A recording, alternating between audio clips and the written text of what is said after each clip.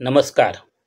मैं राकेश गुणवंत तामनकर आप सभी विट्ठल भक्तों का अपने इस वीडियो चैनल पर स्वागत करता हूं। मित्रों, आज हम वारी के संदर्भ में बात करेंगे। वारी ये एक मराठी शब्द है। वारी का अर्थ होता है भक्ति भाव पूर्वक भगवान विट्ठल के दर्शन करने के लिए पद यात्रा करना।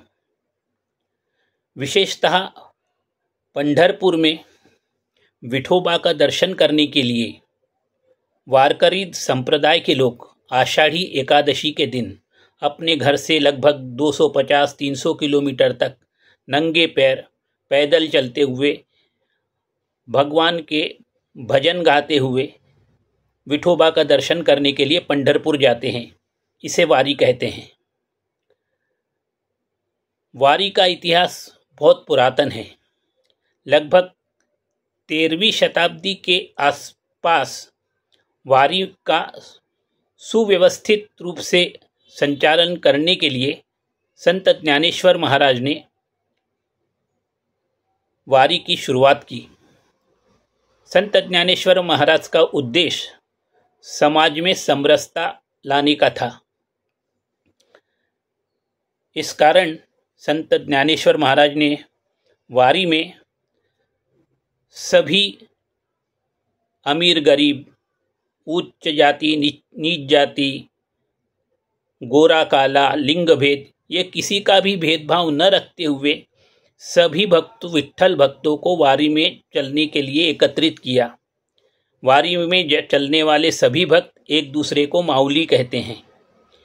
वारी में किसी प्रकार का भेदभाव नहीं होता।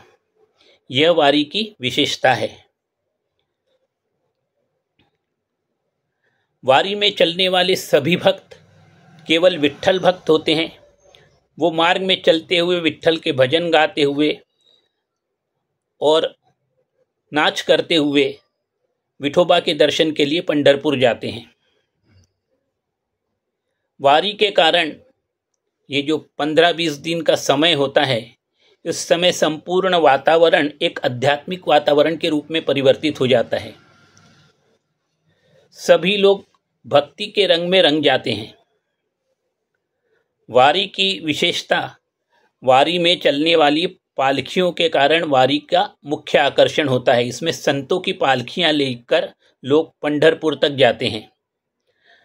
पालखी ले जाने की प्रथा सन 1820 में सबसे पहले संत तुकाराम महाराज की पालखी उनके गृह नगर देहू से लेकर पंढरपुर तक पैदल नाचते गाजते हुए लोग पंढरपुर में विट्ठल भगवान का दर्शन करने के लिए गए थे।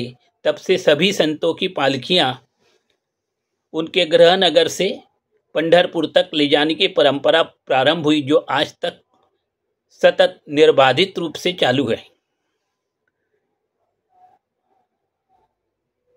वारी को लोकप्रिय बनाने में संत ज्ञानेश्वर महाराज, संत तुकाराम महाराज, संत नामदेव महाराज, सेन महाराज, चोखा मियाँ, मुक्ताबाई, जनाबाई आदि अनेक संतों का महत्वपूर्ण योगदान है।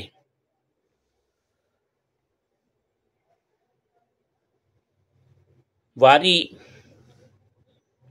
विशेष रूप से महाराष्ट्र में बहुत ज़्यादा प्रचलित है और करीब लाखों करोड़ों लोग आषाढ़ी एकादशी के दिन भगवान विट्ठल का दर्शन करने के लिए पंढरपुर जाते हैं। वहाँ इतनी ज़्यादा भीड़ हो जाती है कि सबको मंदिर के अंदर जाके दर्शन करना संभव नहीं होता।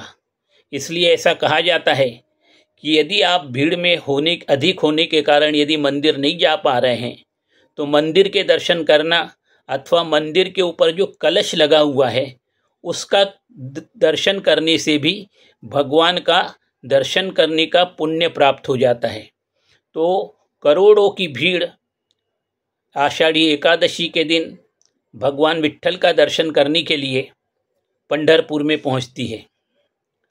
तो ये विट्ठल भगवान आखिर है कौन? चलिए इसके बारे में स्कंद पुराण में एक कथा बतलाई गई है। महाभारत जब समाप्त हो गया तब भगवान कृष्ण का महाप्रयाण का समय नज़दीक आने लगा। उस समय भगवान कृष्ण की जो पत्नी थी रुक्मिणी देवी, तो माता रुक्मिणी देवी ने भगवान कृष्ण से कहा कि अब हमें यथाशीघ्र अपने निज धाम दारुका वन को चलना चाहिए। भगवान श्री कृष्ण ने हंसकर रुक्मिणी जी के हाँ में हाँ मिलाई और अपने रथ पर रुक्मिणी जी को लेकर वे दारुका वन की तरफ अपना रथ चलाने लगे। तभी भगवान श्री कृष्ण के मन में विचार आया कि मुझे महाप्रयाण करने के पूर्व मेरे जो भक्त हैं उनको मुझे साक्षात दर्शन देना चाहिए। ऐसा सोचकर उन्होंने अपने रथ को मोड़ा और वे सर्वप्रथम जगन्नाथपुरी में पहुँचे, जहाँ उन्होंने भगवान जगन्नाथ के रूप में वहाँ अपने भक्तों को दर्शन दिया। तदनंतर भगवान श्री कृष्ण अपना रथ लेके तिरुपति गए, जहाँ उन्होंने बालाजी के रूप में अपने भक्तों को साक्षात दर्शन दिए। फिर भगवान श्री कृष्ण अपना रथ लेकर पंढरपुर की ओर जाने लगे। तब माता रुक्मिणी देवी ने भगवान कृष्ण से जिद की कि यथाशीघ्र अब आप दारुका वन चलिए, क्योंकि अब हमारे पास बहुत कम समय बाकी है। परंतु अपनी पत्नी की बात को अनसुना कर भगवान श्री कृष्ण अपना रथ पंढरपुर लेकर आ गए।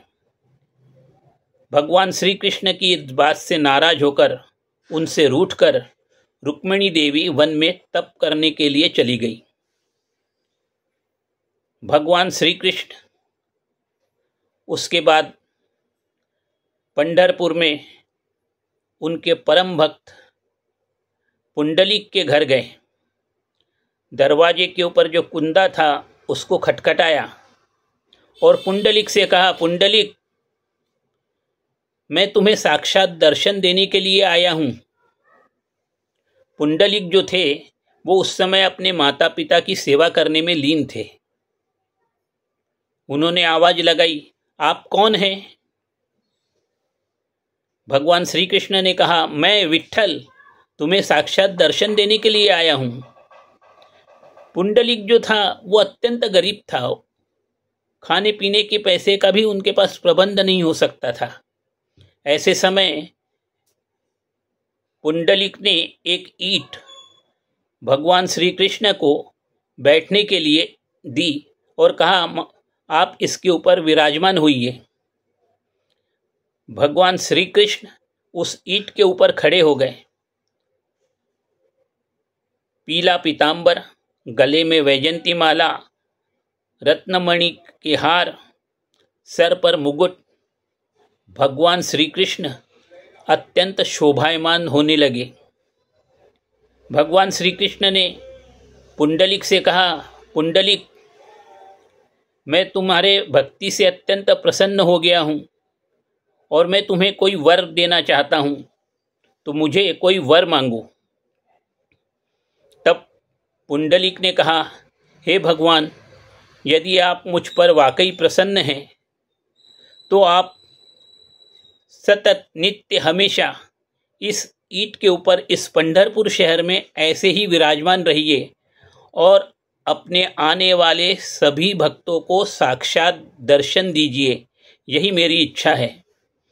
भगवान श्री कृष्ण ने तथास्तु कहकर